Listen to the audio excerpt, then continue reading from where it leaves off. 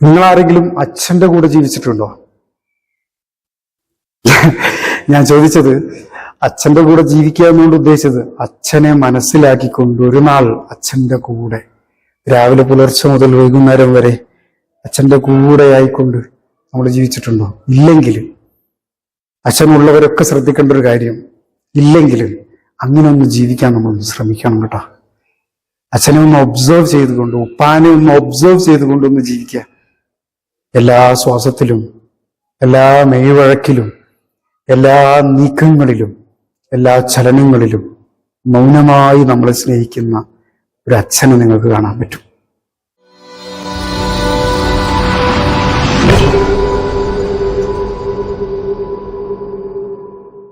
നിശബ്ദമായ സ്നേഹത്തിന്റെ പ്രതീകമാണോ അച്ഛൻ? മൗനമായി നമ്മൾ ഒരുപാട് സ്നേഹിച്ചു. പുറമെ ആ സ്നേഹം കാണിച്ചിട്ടൊന്നുമില്ല. അച്ഛൻ അല്ലെങ്കിൽ ഉപ്പ നമുക്ക് അത്തരത്തിലുള്ള ഒരു സ്നേഹപ്രകടനം നടത്തിയാൽ നമ്മുടെ ജീവിതത്തിൽ ഭീരുക്കളായി പോകുന്ന അവസ്ഥയുണ്ടാവുക. അമ്മ കൂടുതലായിട്ട് നമ്മൾ സ്നേഹിക്കണം. എന്നാൽ അച്ഛനാവട്ടെ നമ്മൾ കുറച്ച് അകറ്റി നിർത്തിക്കൊണ്ടായിരിക്കണം സ്നേഹിക്കേണ്ടത്. ആ ഒരു സ്നേഹമാണ് നമ്മളെ ഏറ്റവും നല്ല പക്വതയുള്ള ആളുകളായി മാറ്റുന്നത്. ആ സ്നേഹമാണ് നമ്മളെ ഏറ്റവും മികവുള്ളതാക്കി മാറ്റുന്നത്. സമൂഹത്തിൽ ആരോട് എങ്ങനെ പെരുമാറണമെന്ന് നമ്മളെ പരിശീലിപ്പിക്കുന്നത് ഉപ്പാന്റെ അത്തരത്തിൽ ഗൗരവസ്വരത്തിലുള്ള പെരുമാറ്റമാണ്. ആ ഒരു പെരുമാറ്റത്തിൽ ഒളിഞ്ഞു കിടപ്പുണ്ട് ഇഷ്ടം പോലെ നമ്മളെ സ്നേഹിക്കുന്ന പല വാക്കുകളും. നമ്മൾ അറിയാതെ പോകുന്നു എന്നുള്ളതാണ് അതിൽ ഏറ്റവും വലിയ മിസ്റ്റേക്ക് എന്ന് പറയുന്നത്. ത്യാഗത്തിന്റെ സ്ഫടികമാണ് അച്ഛൻ എന്ന് പറയുന്നത്. Sacrifice, the crystal clear of sacrifice. ആർക്ക് വേണ്ടിയിട്ടാണ് സാക്രിഫൈസ് ചെയ്യുന്നത്? പലപ്പോഴും കണ്ടിട്ടുണ്ട് ഞാൻ, ചായ കുടിക്കാൻ പോലും പോക്കറ്റിൽ കാശുണ്ടാവും, പക്ഷെ ആ കാശ് ഉപയോഗിച്ചുകൊണ്ട് ഒരു ചായ കുടിക്കാൻ പോലും മനസ്സ് തോന്നാത്ത അച്ഛനെ ഞാൻ കണ്ടിട്ടുണ്ട്. അല്ലെങ്കിൽ അങ്ങനത്തെ ഉപ്പമാരെ ഞാൻ കണ്ടിട്ടുണ്ട്. ചോദിച്ചാൽ പറയും, കുട്ടികളെ ഫീസ് അടക്കണ്ടേ, കുറച്ചൊക്കെ കരുതി വെച്ചാലല്ലേ ഇതൊക്കെ നടക്കുകയുള്ളൂ എന്ന് പറയുന്ന ഉപ്പമാരെത്രയുണ്ട്. വിദേശ രാജ്യങ്ങളിൽ ജോലി ചെയ്യുന്ന ഉപ്പമാരെ കുറിച്ച് ഞാൻ അത്ഭുതപ്പെടാറുണ്ട്. അവരുടെ നല്ല പ്രായങ്ങൾ, ഏറ്റവും മുന്തിയ പ്രായം, അവർ വിദേശത്ത് കഷ്ടപ്പെടുമ്പോൾ പോലും എത്ര സങ്കീർണമായ ജീവിതമാണെങ്കിൽ പോലും ഒരിക്കലെങ്കിലും എൻ്റെ മക്കൾക്ക് ഉപ്പ പണിയെടുക്കുന്ന ഈ ലോകം ഒന്ന് കാണിച്ചു കൊടുക്കണം എന്നാഗ്രഹിക്കാത്ത ഏത് പ്രവാസിയാണുള്ളത്?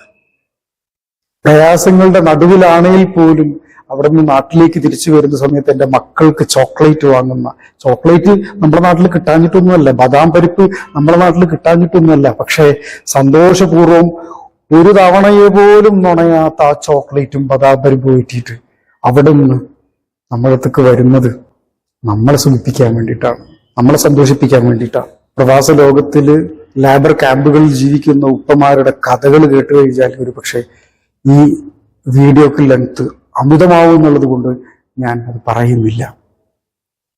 ഉപ്പ എന്ന് പറഞ്ഞാൽ ത്യാഗത്തിന്റെ, സാക്രിഫൈസിന്റെ വല്ലാത്തൊരവസ്ഥയാണ്. ഉപ്പയെക്കുറിച്ച് അറിയേണ്ടതുണ്ട് നമുക്ക്. ഞാനീ പറയുന്ന 8 കാര്യങ്ങളിൽ നമ്മുടെ ഉപ്പാക്ക് ഏതൊക്കെയാണ് ക്വാളിറ്റി ഉള്ളത്, അല്ലെ ഇത് 8 ഉണ്ടോ എന്നുള്ളത് നിങ്ങളൊന്ന് പരിശോധിച്ച് നോക്കണം. ഞാൻ ആദ്യം പറഞ്ഞത് A silent love of father. രണ്ടാമത് പറയുന്നത് സാക്രിഫൈസിങ് ഫോർ ദ ഫാമിലി. ഉപ്പ കുടുംബത്തിന് വേണ്ടി അധ്വാനിക്കുന്ന അത്ര കുടുംബത്തിൽ ഒരാളും അധ്വാനിക്കുന്നുണ്ടാവില്ല എന്നതാണ് പ്രത്യേകത. അങ്ങനത്തെ ഉപ്പമാര് വേണം കേട്ടോ. അങ്ങനെ ആയിരിക്കണം ഉപ്പമാരെന്നുള്ളതും കൂടെയാണ് നമ്മൾ മനസ്സിലാക്കേണ്ടത്. അങ്ങനെ ആകുമ്പോഴേ ഇഷ്ടം പോലെ സ്നേഹം തരുന്ന മക്കളും ഒക്കെ നമുക്ക് ഉണ്ടാക്കിയെടുക്കാൻ പറ്റുള്ളൂ, ചുറ്റുപാട് നമുക്ക് ഉണ്ടാക്കിയെടുക്കാൻ പറ്റുള്ളൂ. മൂന്നാമതായിട്ട് വരുന്നത് ദ സെൻസ് ഓഫ് സെക്യൂരിറ്റിയാണ്, സുരക്ഷിതാബോധം. നമ്മളെ ഏറ്റവും നല്ല സുരക്ഷിതമായ ഒരിടത്തേക്ക് മാറ്റാനാണ് ഉപ്പ എപ്പോഴും ആഗ്രഹിക്കുന്നത്. ഉപ്പയുടെ സുരക്ഷിതാബോധത്തെക്കുറിച്ച് നാം എന്തിനാ കൂടുതൽ പറയേണ്ടത് എന്നുള്ളതാണ് ആലോചിക്കുന്നത്. നമുക്കൊരു പനി വന്നു കഴിഞ്ഞാൽ എത്ര നട്ടപ്പാതിരാണെങ്കിലും ശരി വാരിയെടുത്ത് ഹോസ്പിറ്റലിൽ കൊണ്ടുപോകുന്ന ഒരു പ്രതീതിയാണ് ഉപ്പയ്ക്ക് എപ്പോഴും ഉണ്ടാവുക. പലതവണ വീട് വന്ന് നോക്കും. നമ്മൾ കുഞ്ഞായിരിക്കുന്ന സമയത്ത്, വളരെ കുഞ്ഞായിരിക്കുന്ന സമയത്ത് ഉപ്പ നേരം വൈകിയാണ് കയറി വരുന്നത് എങ്കിൽ ഒന്ന് ആലോചിച്ച് നോക്കിയേ, നമ്മളെ കാൽമണുക്കാത്ത ദിവസങ്ങൾ ആ ഉപ്പയ്ക്ക് കടന്നു പോയിട്ടുണ്ടാവില്ല. നമ്മളെ കൈ ചുംബിക്കാത്തൊരു ദിവസം കടന്നു പോയിട്ടുണ്ടാവില്ല. അതിൽ നിന്ന് ഉപ്പയ്ക്ക് കിട്ടുന്ന ഒരു സന്തോഷം എത്രയാ. എൻ്റെ മക്കള് സുരക്ഷിതമായ ഒരിടത്താണ് ഉള്ളത് എന്ന ബോധമാണ് അത് അർഹിക്കുന്നത് എന്നുള്ളതാണ്. ഇപ്പോഴും അങ്ങനെ തന്നെയാണ്. നമ്മൾ ഇത്ര വലുതായി ഉപ്പ ജീവിച്ചിരിപ്പുണ്ടെങ്കിൽ അവർക്കറിയാൻ പറ്റും നമ്മളെ കതവിന്റെ അടുത്തൊന്ന് വന്നിരുന്ന് നമ്മൾ സുഖമായിട്ട് ഉറങ്ങുന്നുണ്ടോ എന്ന് നോക്കിയിട്ട് തിരിച്ചു പോകുന്ന ഉപ്പ. ആ നോട്ടത്തിൽ 1000 ഉമ്മ നമുക്ക് തന്നിട്ടുണ്ട് എന്നുള്ളതാണ്. അതല്ലേ ഉപ്പ എന്ന് പറയുന്നത്. മൂല്യമുള്ള മൊറാലിറ്റിയെ നമ്മൾക്ക് പഠിപ്പിച്ചു തരുന്നതും ഉപ്പയാണ്. മൊറാലിറ്റിയാണ് അവിടെ സ്ട്രെങ്ത് ആയിട്ട് പ്രവർത്തിക്കുന്നത്, നമ്മളെ നിസ്കരിപ്പിക്കുന്നത്, നമ്മളെ പ്രാർത്ഥനയിലേക്ക് അടുപ്പിക്കുന്നത്, നമ്മളെ സ്പിരിച്വാലിറ്റി മെയിൻറ്റെയിൻ ചെയ്യുന്നത്. അതിനേക്കാൾ അപ്പുറം നമ്മൾ മറ്റുള്ളവരോട് എങ്ങനെയാണ് സഹവസിക്കേണ്ടത്, മറ്റുള്ളവരുടെ കൂടെ സംസാരിക്കുമ്പോൾ എങ്ങനെയായിരിക്കണം നമ്മൾ സംസാരിക്കേണ്ടത്, നല്ല കൂട്ടുകെട്ട്, ഇതൊക്കെ ശ്രദ്ധയോടുകൂടി വീക്ഷിച്ച്. നമുക്ക് ദേഷ്യമാണ് ശരിക്കും പറഞ്ഞാൽ. എൻ്റെ കൂട്ടുകാരനെ എൻ്റെ ഉപ്പ എന്തെങ്കിലും പറഞ്ഞാലുണ്ടല്ലോ അത് പിന്നെ ഭയങ്കര പ്രശ്നമാണ് എന്നാണ് നമ്മൾ ചിന്തിക്കുന്നുണ്ടാവുക. പക്ഷേ എൻ്റെ മോൻ ഒരിക്കലും തന്നെ വഴികേടിലാവാൻ പാടില്ല എന്നുള്ളത് കൊണ്ട് നല്ല കൂട്ടുകാരെ തിരഞ്ഞെടുക്കുന്ന കാര്യത്തിൽ പോലും ഉപ്പ അതീവമായ ശ്രദ്ധയാണ്. ഉപ്പയ്ക്ക് അങ്ങനെ ചെയ്യുന്നതിൽ എന്താ നേട്ടമുള്ളത്? അവനവന്റെ ഭാവിയാണ് അവൻ ചൂസ് ചെയ്യുന്നത് എന്ന് പറഞ്ഞുകൊണ്ട് പോകാൻ പറ്റും. പക്ഷേ അതിനേക്കാൾ അപ്പുറം എൻ്റെ മകൻ ചൂസ് ചെയ്ത കൂട്ടുകെട്ടിനെ ഏറ്റവും കൂടുതൽ നന്നായിട്ട് ആശ്ലേഷിക്കാനും സ്നേഹിക്കാനും അതനുസരിച്ചിട്ടുള്ള കൂട്ടുകെട്ടായിരിക്കണം അവനക്ക് ഉണ്ടായിരിക്കേണ്ടത് എന്ന് പറയാനും ആണ് ഉപ്പ നമ്മളോട് പലപ്പോഴും. മോറൽ സ്ട്രെങ്ത് ഏറ്റവും നന്നായിട്ട് നമുക്ക് പഠിപ്പിച്ചു തരുന്നത് ഉപ്പയാണ്, അച്ഛനാണ്. അതുകൊണ്ട് തന്നെ അവിടെ നിന്ന് കിട്ടുന്ന ഏറ്റവും നല്ല ഉപദേശം നാം സ്വീകരിക്കൽ ബാധ്യസ്ഥരാണ്. അതൊരു നിർബന്ധം പിടിച്ചു പറയുന്ന വാക്കല്ല, മറിച്ച് നമ്മളെക്കാളിലും കൂടുതൽ ദിവസം ഈ ലോകം പരിചയമുള്ള അച്ഛൻ പറയുന്നതിനേക്കാൾ നല്ലത് വേറൊന്നുമില്ല എന്നുള്ളതാണ് നമ്മൾ മനസ്സിലാക്കേണ്ടത്. മൊറൽ വാല്യൂവിലൂടെയാണ് നാം ഈ ലോകത്തെ പരിചയപ്പെടുന്നത്, നമ്മൾ ഈ ലോകത്തെ സംവിധാനിക്കുന്നത്. നാം ഈ ലോകത്തിൽ എന്ത് നേട്ടങ്ങളാണോ നീ കൊയ്തെടുക്കേണ്ടത്, അത് മോറൽ സ്ട്രെങ്ത്, അത് ഉപ്പന്റെ അല്ലെങ്കിൽ അച്ഛന്റെ സപ്പോർട്ടോട് കൂടിയിട്ടാണ് നമ്മൾ നേടിയെടുക്കുന്നത്. നമ്മൾ എത്ര വലിയ ബിസിനസ് പലതവണ പാളിപ്പോയിട്ടുണ്ടെങ്കിലും ഉപ്പ പറയും നീ ധൈര്യമായിട്ട് പോയിക്കോ, ഞാനുണ്ടല്ലോ എന്ന് പറയും. അതാണ് മോറൽ സപ്പോർട്ട് എന്ന് പറയുന്നത്. അത്തരത്തിലുള്ള ഒരു മോറൽ സപ്പോർട്ട് കിട്ടിയ ആളുകളായിട്ട് നമ്മൾ മാറേണ്ടതുണ്ട് എന്നുള്ളതാണ്. പിന്നെ വരുന്ന അച്ഛന്റെ പ്രധാനപ്പെട്ട ക്വാളിറ്റിയാണ് പേഷ്യൻസ് എന്ന് പറയുന്നത്, ക്ഷമ. ഇത്രമേൽ ക്ഷമിച്ചൊരു മനുഷ്യൻ വേറെ ഉണ്ടാവില്ല. പ്രവാസ ലോകത്തിലേക്ക് നമ്മൾ എത്തിപ്പെടുമ്പോൾ നമ്മൾ ഏറെക്കുറെ ചർച്ച ചെയ്യുന്ന ഒരു വിഷയമാണ് ലേബർ ക്യാമ്പുകൾ. ദുരിതമായ ലേബർ ക്യാമ്പുകളിൽ ജീവിക്കുന്ന ഉപ്പമാരെ ഞാൻ കണ്ടിട്ടുണ്ട്.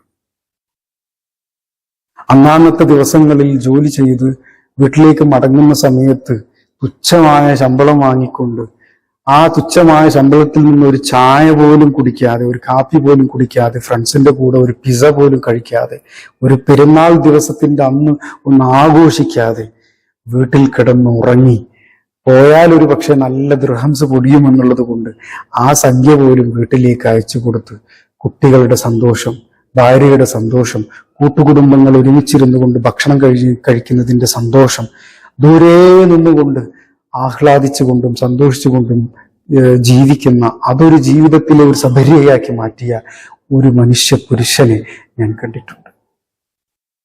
ഇത്രമേൽ ത്യാഗം ചെയ്യുന്ന വേറെ ആരുണ്ട്? ഉപ്പയുടെ ക്വാളിറ്റിയാണ് സാക്രിഫൈസ് എന്ന് പറയുന്നത്. ഉപ്പയുടെ ക്വാളിറ്റി തന്നെയാണ് പേഷ്യൻസ്, ക്ഷമ എന്ന് പറയുന്നത്. ഇത്രമേൽ നമ്മളോടുകൂടെ സഹനശക്തിയുള്ള വേറെ ആരുണ്ട്? ഉപ്പയെ നമ്മൾ ഒബ്സർവ് ചെയ്യേണ്ടത് ഒരു സഹനശക്തിയുള്ള ഒരാളായിട്ടാണ്. പിന്നെ വരുമ്പോഴാണ് ഹോപ്പ് എന്ന് പറയുന്നത്, പ്രതീക്ഷയാണ്. മക്കളിൽ പ്രതീക്ഷയുണ്ട്. അത് ആൺമക്കളാവട്ടെ പെൺമക്കളാവട്ടെ. ജീവിതം ഏറ്റവും നല്ല സൗന്ദര്യമാക്കുന്നത്, ഒരു അച്ഛന്റെ ജീവിതം ഏറ്റവും നല്ല സൗന്ദര്യമാക്കുന്നത് അത് പെൺമക്കളാണെന്നാണ് പറയാറുള്ളത്. എൻ്റെ ജീവിതത്തിൽ അങ്ങനെയാണ്. എൻ്റെ ജീവിതം ഏറ്റവും കൂടുതൽ സൗന്ദര്യമാക്കി തന്നത് എൻ്റെ പെൺകുട്ടികളാണ്. അത് ഏറ്റവും നല്ല വർണ്ണാഭമാക്കി തന്നതും അവർ തന്നെയാണ്. കളർഫുൾ ആക്കിയതും അവർ തന്നെയാണ്. അവരിൽ എനിക്ക് പ്രതീക്ഷയുണ്ട്. അവരിൽ പ്രതീക്ഷ എന്ന് പറയുന്നത്, ഒരു അച്ഛന്റെ പ്രതീക്ഷ എന്ന് പറയുന്നത് വാനോളം ഉയരട്ടെ എന്ന മക്കള് എന്നത് തന്നെയാണ്. എത്രത്തോളം അതിലേക്ക് വേണ്ടി എത്ര വേണമെങ്കിലും ഇൻവെസ്റ്റ് ചെയ്യാൻ ഉപ്പ റെഡിയാണ്, അച്ഛൻ റെഡിയാണ്. വാനോളം ഉയർന്നിട്ട് ലോകം മുഴുവനും അറിയപ്പെടുന്ന ഒരു വലിയ ആളാവണം. ഇനി ആയിട്ടില്ലെങ്കിൽ കുഴപ്പമില്ല, പ്രതീക്ഷയാണത് അതാവുക എന്നുള്ളത്.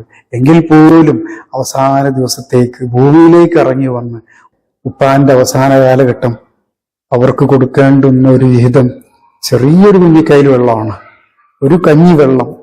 അത് കൊടുക്കാൻ നമുക്ക് സാധിച്ചിട്ടില്ല എങ്കിൽ അവരുടെ പ്രതീക്ഷ അസ്തമിപ്പിച്ചത് നമ്മളാണ്. ഇനി അത് നിങ്ങൾ കൊടുത്തിട്ടില്ലെങ്കിലും അവർക്കൊരു പക്ഷെ പരാതിയൊന്നും ഉണ്ടാവില്ല കേട്ടോ. അത് നമ്മൾ മനസ്സിലാക്കണം. മൗനമായി ക്ഷമിക്കാനും അതേപോലെ മൗനമായി ആ പ്രതീക്ഷകളൊക്കെ നെഞ്ചിലേറ്റി മുന്നോട്ട് നടക്കാനുള്ള ത്രാണി ഉപ്പ സാധിച്ചെടുക്കുന്നുണ്ട് എന്നുള്ളതാണ്. ഉപ്പാന്റെ 8ാമത്തെ ഒരു ക്വാളിറ്റിയാണ് സൈലന്റ് പ്രൈഡ്, ആത്മാഭിമാനം എന്ന് പറയുന്നത്. നമ്മൾക്കൊരു ഉപ്പാക്ക് കൊടുക്കേണ്ടത് ഏറ്റവും വലിയ അഭിമാനം നിലനിർത്തലാണ്. അങ്ങാടിയിൽ നമ്മൾ തലയുയർത്തിയാലാണ് ഉപ്പ അങ്ങാടിയിലും തല ഉയർത്തുന്നത്. നമ്മളെങ്ങാനും അങ്ങാടിയിൽ തലകുനിച്ചാൽ ആദ്യം തലയിൽ തട്ടോടുന്നത് ഉപ്പയായിരിക്കും. അതുകൊണ്ട് തന്നെ നമ്മൾ മക്കളാകുന്ന നമ്മൾ തലയിൽ തട്ടിടുന്ന ഉപ്പാനെ അല്ല പ്രതീക്ഷിക്കേണ്ടത്.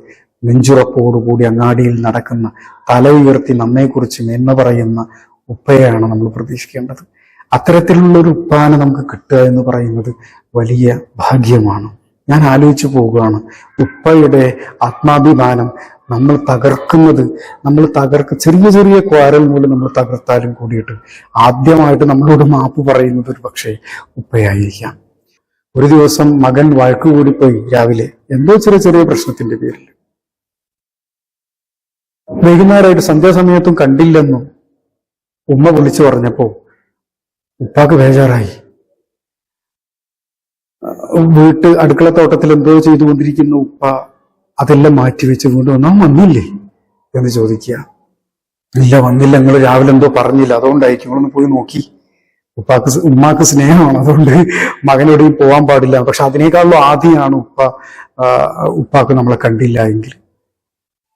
മാരിവാൻ കൊടുത്ത് നിസ്കരിച്ചു, കണ്ടില്ല, ഒരു മൊബൈലെടുത്ത് ചെറിയ വിളക്കൊക്കെ കത്തിച്ച് അങ്ങാടിയിലെ ഇടവഴിയിലൂടെ അങ്ങനെ കുറച്ചങ്ങ് സഞ്ചരിച്ച് നോക്കുമ്പോൾ ദൂരെ നീ എന്റെ കൂട്ടുകാരനോടൊത്ത് സംസാരിക്കുന്നത് കണ്ടപ്പോ അക്ക് വലിയ സന്തോഷമായി. മെല്ലെ അടുത്തേക്ക് പോയപ്പോ നമ്മള് ഉപ്പാനെ മെയിൻ ചെയ്യാതെ അവിടെ ഇരുന്ന് കൂട്ടുകാരൊത്ത് സംസാരിക്കുന്നുണ്ട്. ഉപ്പ ഒന്നും നോക്കിയില്ല, നാണം നോക്കിയില്ല. എടാ ഈ വീട്ടിക്ക് വരുന്നില്ലേ? ഞാൻ ഇപ്പൊ വരപ്പാ. നമ്മൾ കുറച്ച് അഹങ്കാരത്തോടു കൂടി ഞാൻ ഇപ്പൊ വരാം. പോവാ. അങ്ങനെ വീട്ടിലേക്ക് നമ്മൾ മനസ്സോടെ ഉപ്പാന്റെ ആ ഈഗോ ഒക്കെ ഇറങ്ങിയപ്പോ നമ്മൾ വീട്ടിലേക്ക് വന്നപ്പോ ഇരിക്കുന്ന സോഫയിൽ നിന്ന് ഓട്ടോമാറ്റിക്കലി ഉപ്പ ചാടി എന്നിട്ട് നമ്മളടുത്തേക്ക് വന്ന, എവിടെ പോയിരുന്നു ഈ, ഇങ്ങനെ കുറെ നേരം കാണാൻ പൂതിയായി എന്നൊക്കെ എന്ന് പറയുന്ന അവസ്ഥ ഉണ്ടായിട്ടുണ്ട്. ഇത്രമേൽ സ്നേഹിക്കുന്ന ഒരാള് ലോകത്ത് വേറെ ആരുണ്ടാവും? ഒരാണായിട്ട് നമ്മളെ സ്നേഹിക്കുന്ന വേറെ ആരുണ്ടാവും? ഉണ്ടാവില്ല എന്നുള്ളതാണ് പ്രതീക്ഷ. ഞാൻ ഓർത്തു പോകുന്ന ഒരു കഥയുണ്ട്. കഥയല്ല, ഇത് കാര്യം തന്നെയാണ്. അല്പം പൈസയും ഉപ്പാന്റെ പോക്കറ്റിൽ നിന്ന് അടിച്ചു മാറ്റിയിട്ട് നാടുവിട്ട ഒരു കുട്ടിയുടെ കഥ. ഞാൻ കുട്ടിയുടെ പേരോ സ്ഥലമോ ഒന്നും പറയുന്നില്ല. നാടുവിട്ടു പോയി. എല്ലാ ദിവസവും ഉമ്മ പ്രതീക്ഷയോട് കാത്തിരിക്കും. ഉമ്മയാണെങ്കിൽ ഉപ്പയ്ക്ക് ഒരു തൊഴിലും കൊടുക്കില്ലൊന്ന് പോയി നോക്കി മനുഷ്യ അവൻ എവിടെ പോയത് എന്ന്. എല്ലാ നേരത്തും, എല്ലാ സന്ധ്യാനേരത്തും, കിടന്നുറങ്ങുന്ന സമയത്തും ഒക്കെ ഉപ്പാക്ക് ആദ്യമാണ്. കിടന്നുറങ്ങുന്ന സമയത്ത് നെഞ്ചത്ത് കൈവച്ചുകൊണ്ട് വയറ്റിലിങ്ങനെ ഒഴിഞ്ഞുകൊണ്ട് ഉപ്പ പറയും, അവൻ വരികയായിരിക്കില്ലേ, അവൻ എവിടെ പോവാൻ, നമ്മളെ മക്കളല്ലേ, നമ്മളെ കാണാതെ ഇപ്പൊ എങ്ങനെയാ അവന് ഒറ്റക്ക് താമസിക്കുക, അവനത് പൈസ ഉണ്ടോ? ഉപ്പാന്റെ ആദ്യമാണത്. അതൊരു പക്ഷെ മകനോട് പറയില്ലായിരിക്കും, ഭാര്യയോടാ പറയുന്നത്. നമ്മളമ്മാനോട് പറയുമ്പോ ഇത്രയൊക്കെ സ്നേഹം വെച്ചിട്ടാണോ നിങ്ങൾ അവനോട് ചീത്ത പറഞ്ഞത്? ഉപ്പ അങ്ങനെയാണ്, ഉള്ളിൽ ഒത്തിരി സ്നേഹം വെച്ചു പുലർത്തും, എന്നിട്ട് നമ്മളോട് ചീത്ത പറയും. ആ ചീത്തയിലും ഉപ്പാന്റെ ഉള്ളിലെ സ്നേഹം മനസ്സിലാക്കാൻ നമ്മൾ കഴിഞ്ഞിട്ടില്ലെങ്കിൽ ഈ ജീവിതത്തിലെ ഏറ്റവും വലിയ ഭാഗ്യം കെട്ടത് നമ്മളായിരിക്കും. അങ്ങനെ ഒരാഴ്ച കഴിഞ്ഞു. പിണങ്ങിപ്പോയ മകൻ വീട്ടിലേക്ക് തിരിച്ചു വരുന്ന സമയമാണ്. ഒരാഴ്ച കഴിഞ്ഞു. കയ്യിലെ പോക്കറ്റിലെ കാശൊക്കെ കഴിഞ്ഞപ്പോ വീണ്ടും മെല്ലെ അടുക്കള വഴി ഉമ്മാനെ ഉപ്പണ്ടവിടെ. ആ ഉപ്പുണ്ട്. എവിടെയിരുന്നു ഇതുവരെ? ഉമ്മാക്ക് സ്നേഹമാണല്ലോ. ഈ എവിടെയിരുന്നു ഇതുവരെ? എന്നെ കാത്തിരിക്കുകയായിരുന്നു. ഓരോ ദിവസവും എന്നെ കാത്തിരിക്കുകയാണ്. വാ അകത്തേക്കിരിക്കുക, നിനക്ക് ഇഷ്ടമുള്ള ഏറ്റവും നല്ല കാങ് ബോണ്ട ഉണ്ടാക്കിയിട്ടുണ്ട്, വന്ന് കഴിക്ക്. വയറ് നിറച്ച് കഴിച്ചു. ഉപ്പ ശബ്ദം കേട്ടപ്പോ കിച്ചന്റെ ഭാഗം വരെ വന്നു. എന്നെ അവൻ ഇനി കാണണ്ട, ഇപ്പൊ എന്നെ കണ്ടിട്ട് അവനക്ക് ദേഷ്യം വരണ്ട എന്ന് കരുതിയിട്ട് അവൻ കഴിക്കുന്നതും നോക്കി. കുറച്ചു നേരം അവന്റെ ശബ്ദവും കേട്ട് ഉപ്പ മെല്ലെ മുകളിലെ സ്റ്റെയറിലേക്ക് പോയി ഉപ്പാന്റെ റൂമിൽ കിടന്നുറങ്ങി. മകനൊരു ചോദ്യം ചോദിക്കുന്നുണ്ട്. അല്ല, ഞാനിന്ന് വരും നിങ്ങൾക്ക് എങ്ങനെ അറിയാം? ഇതിപ്പോ ഇന്ന് കാങ് ബോണ്ടൊക്കെ ഉണ്ടാക്കിയിട്ട് ഇതിപ്പോ ഇന്ന് ഞാൻ വരുമെന്ന് നിങ്ങൾക്ക് എങ്ങനെ അറിയപ്പത് എന്ന് ചോദിച്ചപ്പോ ഉമ്മ പറയാണ്, എന്നും നീ വരുമെന്ന് കരുതിയിട്ട് ഉപ്പ എന്നും കാങ് ബോണ്ട് ഉണ്ടാക്കാൻ വേണ്ടി പറയും. ഉപ്പാന്റെ സ്നേഹത. ആ ഒരു സ്നേഹം മനസ്സിലാക്കാതെ നമ്മൾ പോകരുത്. ഉപ്പാനോടും ഉമ്മാനോടൊക്കെ എന്തൊക്കെ പിണക്കുണ്ടെങ്കിലും അതൊരു രാത്രി കടന്നു പോവാൻ പാടില്ല. അതവിടെ തീർത്തോളണം. ഉപ്പ ഉറങ്ങുന്ന സമയത്തെങ്കിലും വന്നിട്ട് ഉപ്പാന്റെ കവിളത്ത് ചുംബിക്കാനുള്ളൊരു മനോവീര്യം, ധൈര്യം നമ്മൾ ഉണ്ടാക്കിയെടുക്കണം. പ്രയാസങ്ങളും പ്രതിസന്ധികൾക്കും ഇടയിലും ഉപ്പ ഞാനുണ്ട് കൂടട്ടാ, നിങ്ങൾ പേടിക്കണ്ട, എന്തെങ്കിലുമൊക്കെ ചെയ്യപ്പ, അതൊന്നും വിഷയമല്ല എന്നൊരു മകൻ പറയുന്ന ആ പറച്ചിലാണ് ഉപ്പയ്ക്ക് കിട്ടുന്ന ഏറ്റവും വലിയ പ്രതീക്ഷ, ഏറ്റവും വലിയ ആരോഗ്യം, ഏറ്റവും വലിയ ശക്തി. ഉപ്പയ്ക്ക് നമുക്ക് കൊടുക്കാൻ പറ്റുന്ന ഏറ്റവും വലിയ ശക്തി അതാണ്. അത് കൊടുക്കാൻ നമുക്ക് സാധിക്കണം.